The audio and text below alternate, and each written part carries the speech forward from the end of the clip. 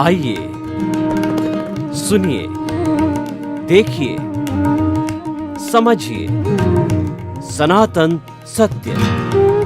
जैसी दृष्टि वैसी सृष्टि, दृष्टि विज्ञान। कुदरत, कुदरती रचना एवं कुदरत के कानून से शाश्वत सुख की प्राप्ति। जोधपुर के परम पूज्य महात्मा उपासक प्रोफेसर डॉक्टर सोहन राज तातेड़ के निर्देशन में सनातन सत्य। जैसी दृष्टि वैसी सृष्टि, दृष्टि विज्ञान।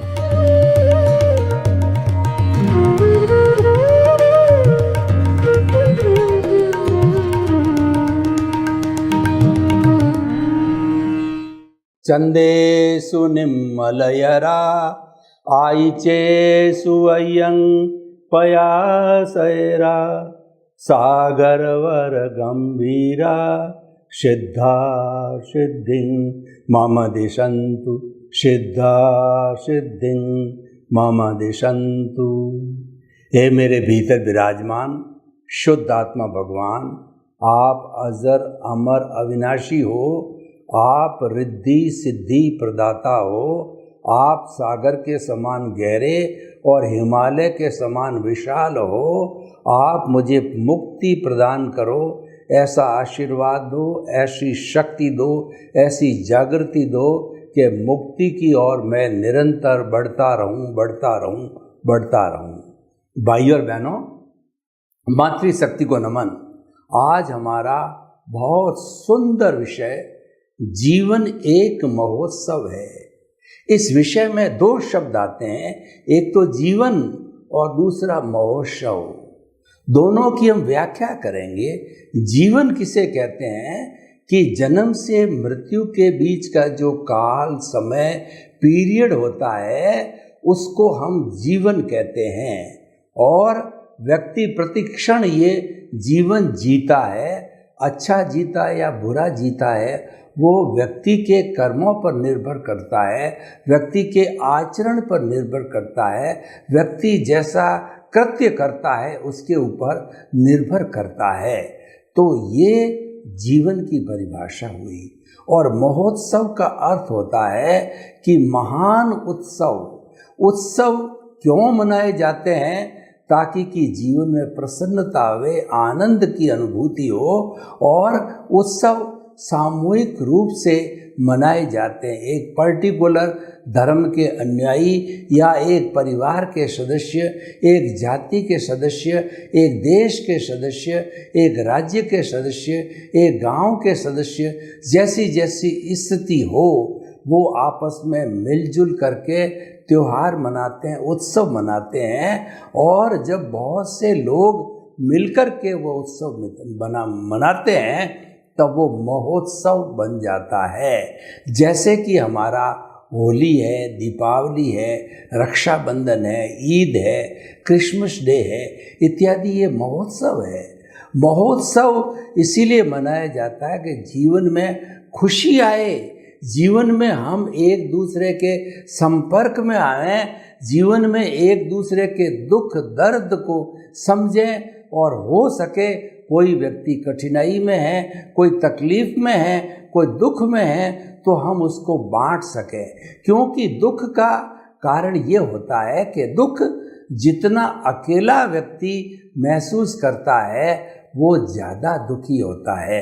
और जब वो बढ़ जाता है कई लोगों के बीच के अंदर तो वह व्यक्ति उतना दुखी नहीं होता है। मैं आपको उदाहरण देना चाहता हूँ कि किसी के घर में गमी हो जाती थी तो पुराने समय के अंदर 12 दिन 13 दिन किया करते थे। यानी सभी रिलेटिव लोग मिलके उसके घर में 13 दिन आकर के बैठक करते थे, धार्मिक अनुष्ठान करते थे और नवकार मंत्र का जाप करते थे। इन सब चीज़ों के करने के कारण जिस परिवार के अंदर गमी हुई है, जिसका कि बहुत ही प्रिय व्यक्ति चला गया है, उसके प्रति धीरे धीरे धीरे भूल पड़ने लग जाती है। और फिर ऑटोमेटिकली भूल तो पड़ती है समय के अंतराल के साथ के अंदर। तो ये दुख का बांटना होता था। और इसी कारण जो महोत्सव होते हैं वो आनंद की अनुभूति के लिए, सुख को बांटने के लिए होते हैं। अब देखिए कि जीवन महोत्सव कैसे बनता है। हमारे भीतर सकारात्मक सोच होनी चाहिए। मैं ये नहीं कहता हूँ कि व्यक्ति के भीतर नकारात्मक सोच नहीं आएगी, आती है, कोई प्रॉब्लम नहीं है, पर उस नकारात्मक सोच को आप जो महोत्सव के रूप में मान करके सकारात्मक में बदल दो। यानी जो अशुभ भाव आते हैं उनके सामने शुभ भावों को खड़ा कर दो। उदाहरण के तौर पर देखिए, आपके शरीर में कहीं पर दर्द हो रहा है तो आप तुरंत चिंतन चालू कर दीजिए, ये दर्द हो रहा है, ये सोहन राज रूपी मन वचन काया के पुतले के दर्द हो रहा है और ये कुदरती रचना है, क्योंकि ये परिणाम है, ये भुगतान है, ये रिजल्ट है, ये ध्वनि की प्रतिध्वनि है, ये तो पीछे से लेकर के आया है और ये नियत है। मन वचन काया तथा उससे जुड़ी हुई हर अवस्था मात्र कुदरती रचना है, और जहाँ अवस्था आ जाती है हर अवस्था विनाशी होती है। कोई भी अवस्था परमानेंट नहीं होती है। अवस्था का अर्थ ही है विनाश को प्राप्त होना। यह भी चला जाएगा। आज दुख है तो धीरे धीरे वह दुख भी चला जाता है, फिर वो सुख आता है, सुख भी थोड़े समय के बाद में चला जाता है और फिर दुख आता है। ये सुख और दुख की आंख मिचौनी जिंदगी भर चलती रहती है। अगर हम जीवन को एक महोत्सव के रूप में मनाना चाहते हैं, जीना चाहते हैं, तो आप दुख में से सुख निकालने की कला को सीखिए। वो कला क्या है कि मान लीजिए कि आपके घर के अंदर चोरी हो गई और 50,000 रुपये के ऑर्नामेंट्स वगैरह चले गए, तो आप दुख की बात है, आप इस दुख में से सुख इस तरीके से निकाल सकते हैं कि मेरे घर में तो 10 लाख रुपए के दागीने पड़े थे सभी मेंबर्स के, लेकिन उसमें से 50,000 रुपये के भी गए हैं, 9.5 लाख रुपए के तो दागीने, ज्वेलरी या कैश जो भी है वो सारा बच गया। तो दुख में से आपने सुख निकाला, ताकि कि वो दुख का रोना नहीं रोएंगे, दुख के प्रति आप दुखी नहीं होंगे। ये महोत्सव की बात होती है। और दूसरा, जीवन को महोत्सव बनाने के लिए हमेशा अकर्ता बने रहें। अकर्ता का मतलब निमित्त मात्र बने रहें। हमारा जो सनातन सत्य है वो 4 चीज़ों पर विशेष जोर देता है कि अकर्ता, निमित्त और अकर्ता, निर्दोष और शुद्ध आत्मा। ये हमारे विजन के अंदर बैठ जाना चाहिए कि दुनिया में जितने भी मनुष्य हैं सब निमित्त मात्र है। कोई भी कर्ता न तो है न कोई कर्ता हो सकता है। कर्ता तो कुदरत है, कर्ता तो व्यवस्थित शक्ति है, साइंटिफिक सर्कमस्टेंशियल एविडेंसेज है, वही करता है। तो हम जब कर्ता नहीं बनते हैं, अकर्ता बन जाते हैं, तो अकर्ता बनने के साथ साथ में हम निमित्त हो जाते हैं। और निमित्त वाला व्यक्ति जो है कभी भी दुखी नहीं होता है, कभी भी वो कर्मों का बंधन नहीं करता है और वह कभी किसी को कष्ट नहीं देता है, क्योंकि वह तो हर चीज़ के अंदर कुदरती रचना देखने लग जाता है। आप करके देख लीजिए कि आप जब निमित्त बन जाते हैं तो आपको लगेगा कि ये तो कुदरती रचना है। मैं आपको एक उदाहरण देना चाहता हूँ। मान लीजिए कि आपकी बहुत बड़ी हवेली है, आपका बहुत बड़ी कोठी है, मकान है। उस मकान के 2 दृष्टिकोण हैं। आपके नाम की रजिस्ट्री है तो आप ही मालिक रहोगे, कोई आपको बेदखल नहीं कर सकता है। लेकिन उस मकान के प्रति जो सोच है उसके 2 दृष्टिकोण हैं। एक दृष्टिकोण तो ये है, ये मकान मेरा है, इस मकान को मैंने बनाया, ये मकान आज 1 करोड़ का है और मैंने तो इसको सिर्फ 5 लाख के अंदर खरीदा था, 1 करोड़ का हो गया, आने वाले समय में ये 2 करोड़ का हो जाएगा। यानी आप तृष्णा, अटैचमेंट, लगाव, लालसा को बढ़ाते रहते हो तो उस स्थिति के अंदर क्या है कि आप कर्ता बन गए और आपके जो है कर्म हैं वो आपकी आत्मा के साथ चिपकते रहे, यानी आपके भाव जो है, भाव के अंदर आपकी लालसा जुड़ी हुई है, उस कारण से आपकी कॉजल बॉडी है मजबूत होने लग गई है। अब दूसरा दृष्टिकोण देखिए, मकान आपका है, उसमें आप रह रहे हो, तो आप अगर ये महसूस करते हो ये मकान मेरी निश्चय में है, ये मकान मेरी कस्टडी में है, जब तक मैं जिंदा हूँ इसमें मैं और मेरा परिवार आनंद के साथ जी रहे हैं, लेकिन इस मकान का मैं ट्रस्टी हूँ, इस मकान का मैं चौकीदार हूँ, इस मकान का मैं मालिक नहीं हूँ। जब मालिक की भाव, ऑनरशिप, डूअरशिप चली जाती है तभी व्यक्ति कर्ता बनता है, तभी व्यक्ति अकर्ता बनता है, निमित्त बनता है। और ये मालिक की भाव, डूअरशिप रहती है, मैं करने वाला, मैं मालिक, ये शरीर मेरा है, इस शरीर का संचालक मैं हूँ, ये अकर्ता भाव है। ये कर्म बंधन के कारण है, ये दुख के कारण होते हैं, ये कर्ता बनने के कारण होते हैं, और उससे हम अपने जीवन में नकारात्मकता घोल देते हैं। जहाँ जहाँ भी अटैचमेंट है, ग्रीड है, वहाँ नकारात्मकता साथ जुड़ी हुई है।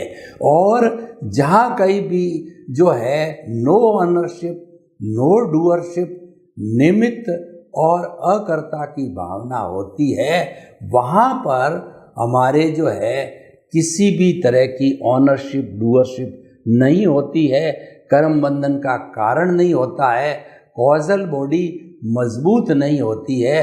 पुरानी कॉजल बॉडी है बर्फ की सीला की तरह, वो पिघलती रहती, डिस्चार्ज उसका होता रहता है, और जब वो पूर्ण रूप से डिस्चार्ज हो गई, नई कॉजल बॉडी नहीं बनी, तो हम एक समय के अंदर उस अज्ञानता रूपी कॉजल बॉडी को जब शून्य कर देते हैं तो सिद्ध, बुद्ध और मुक्त बन जाते हैं। तो भाई और बहनों, महोत्सव, जीवन को महोत्सव बनाने के ऐसे कई जो हमारे पास में सूत्र है, जितना समय है उन समय को हम सूत्रों को हृदयंगम करने के अंदर लगाएंगे। देखिए, एक तो बाहर का जीवन होता है और एक भीतर का जीवन होता है। बाहर का जीवन तो जीने के लिए होता है, भीतर का जीवन रहने के लिए होता है। इसीलिए कहा गया है, रहो भीतर जियो बाहर। रहो भीतर का अर्थ होता है कि आपका परम पिता, परमेश्वर, प्रभु, भगवान, ईश्वर, शुद्ध आत्मा भगवान है, उसके साथ में रहो, उसके बन करके रहो, उसके साथ तादाद में बिठाओ, यानी अपने द्वारा अपने से बात करो। बात करने वाला भी वही है, बात सुनने वाला भी वही है, क्योंकि वो हमारा अस्तित्व है और वह अस्तित्व परमानेंट है। भूत, भविष्य, वर्तमान, आदि अनादि काल के अंदर कभी भी हमारा जो मूल स्वरूप का अस्तित्व शुद्ध आत्मा भगवान है, वो हमारे से कभी भी न अलग हुआ है, न हो रहा है, न होगा। वो तो जन्म जन्मांतर हमारे साथ में रहेगा, चाहे हम जो है इन योनियों में भटकते रहें, चाहे इनसे मुक्त होकर के सिद्ध शिला में भी चले जाएं, तो वो हमारे साथ के अंदर जरूर रहेगा।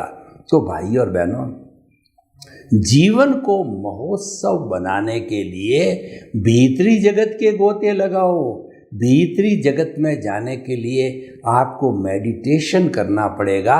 आपको दृष्टि के अंदर एक बात बिठानी पड़ेगी कि मन वचन काया से मुक्त, ऐसा मैं शुद्ध आत्मा हूँ।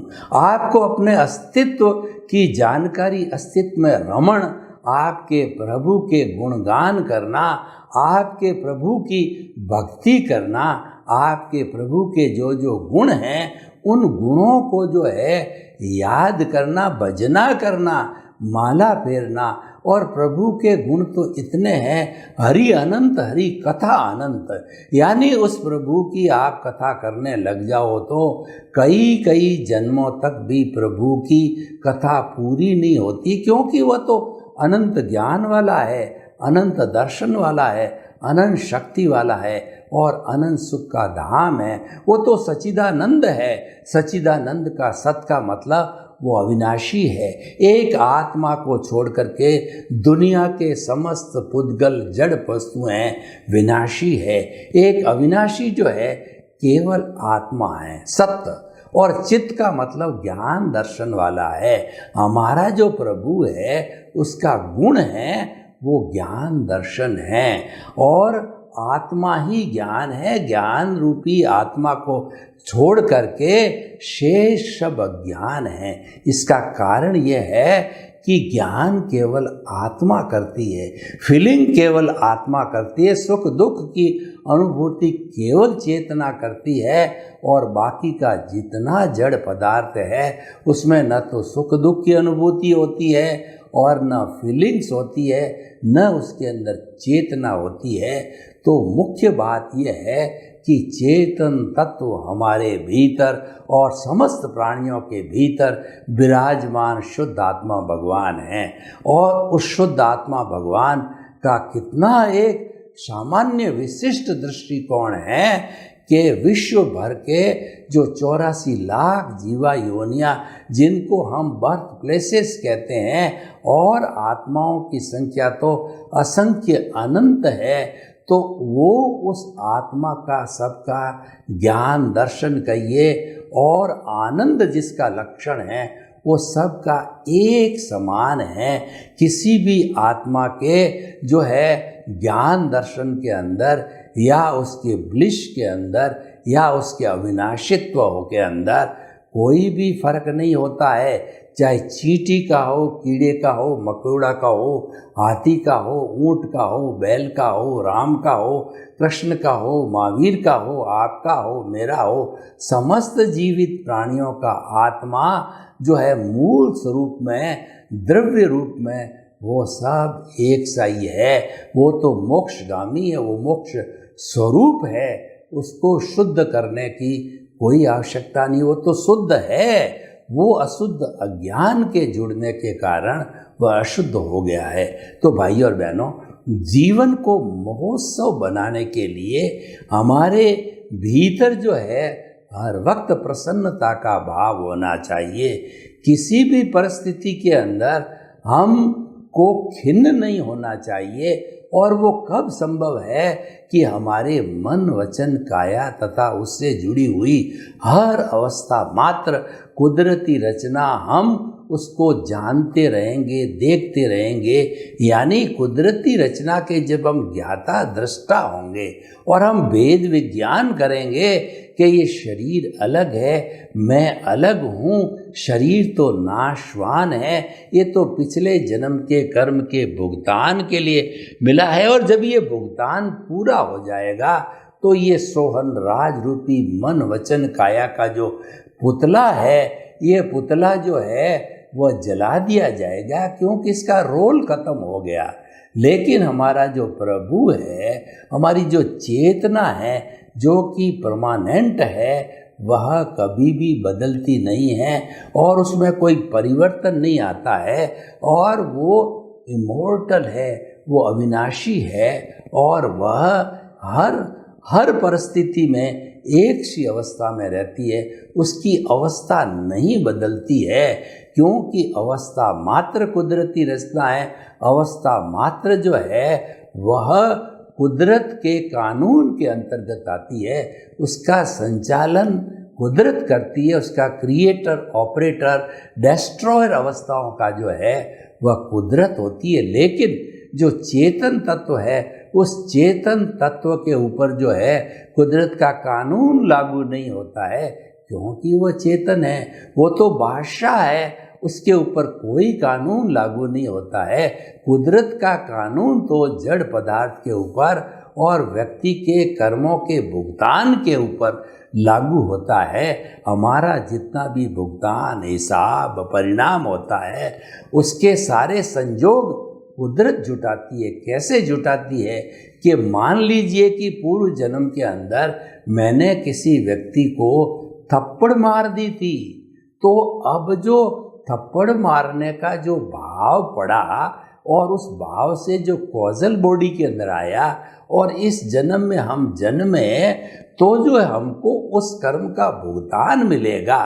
भुगतान का जब समय आता है तो कुदरत क्या करती है कि जिस व्यक्ति को हमने पूर्व जन्म के अंदर थप्पड़ मारा था, उस व्यक्ति को किसी न किसी रूप में, बेटे के रूप में, भाई के रूप में, मित्र के रूप में, विरोधी के रूप में आपके सामने ला करके खड़ा कर देगा। और जिस रूप में आपने पूर्व जन्म में उसको थप्पड़ जोर से मारी या धीरे से मारी, घूंसा मारा या खूब पीटा मारा, उसी इंटेंसिटी से वह व्यक्ति जो है आपके साथ कर देगा और आपका हिसाब, उसका आपका लेन देन क्लियर हो जाएगा।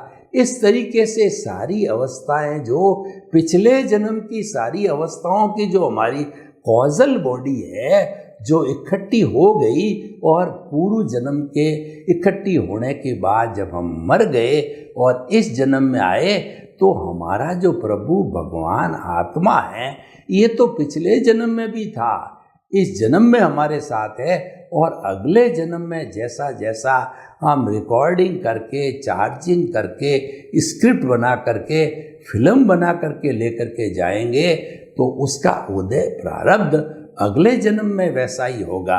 तो देखिए कि कितना बड़ा विधान है कि करने वाला कोई, भोगने वाला कोई।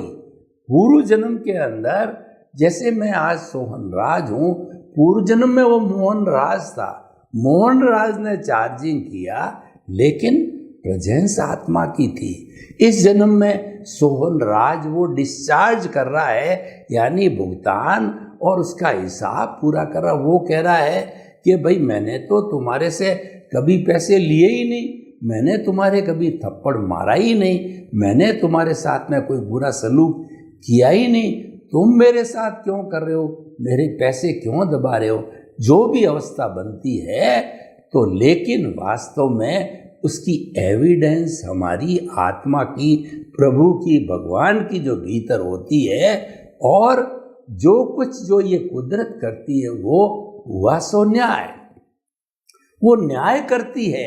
हमारे न्यायाधीश जो इस संसारिक जगत के हैं, वो वकीलों की एविडेंस के ऊपर, वकीलों के बहस के ऊपर और सारे चीज़ों को मद्दे नज़र रखते हुए फिर जज फैसला देता है। वो मैन मेड है, उसमें गलती होने की संभावना है, लेकिन कुदरत के जो कानून के अंदर भुगतान देने का होता है, संजोग जुटाने का होता है, वो इतना परफेक्ट सिस्टम है कि उसके अंदर कोई गलती हो ही नहीं सकती।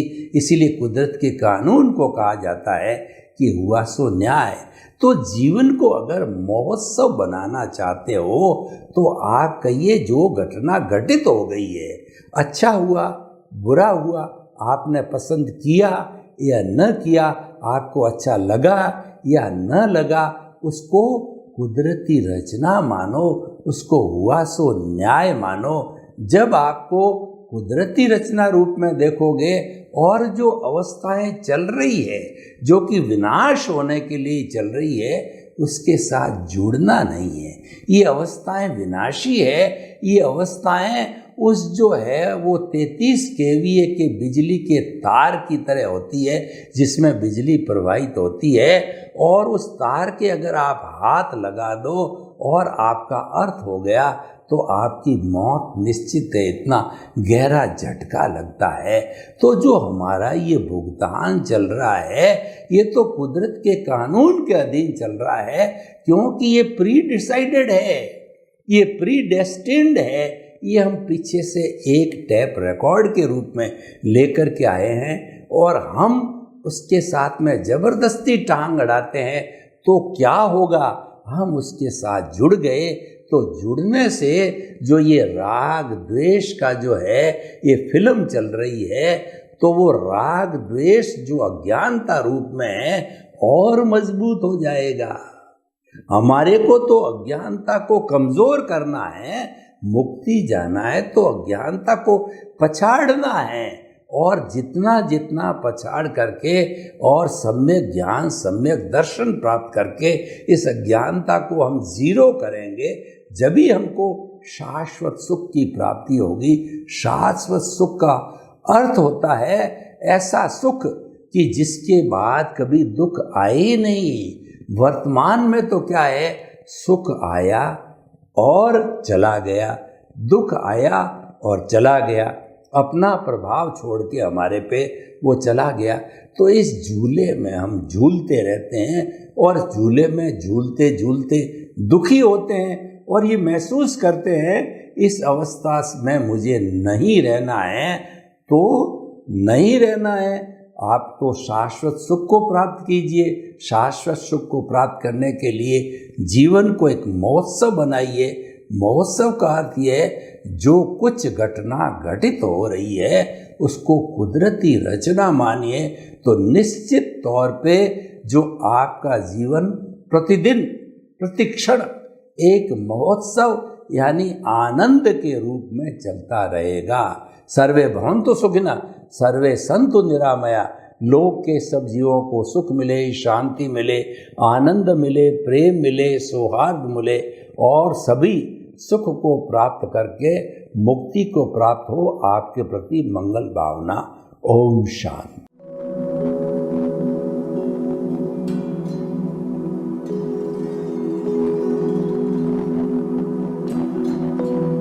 एक ऐसा अंतर्राष्ट्रीय ख्याति प्राप्त मानव जो गुरु प्रेरणा से पिछले 20 वर्षों से वानप्रस्थ जीवन जीते हुए 24 घंटे मानवता की सेवा में संलग्न है।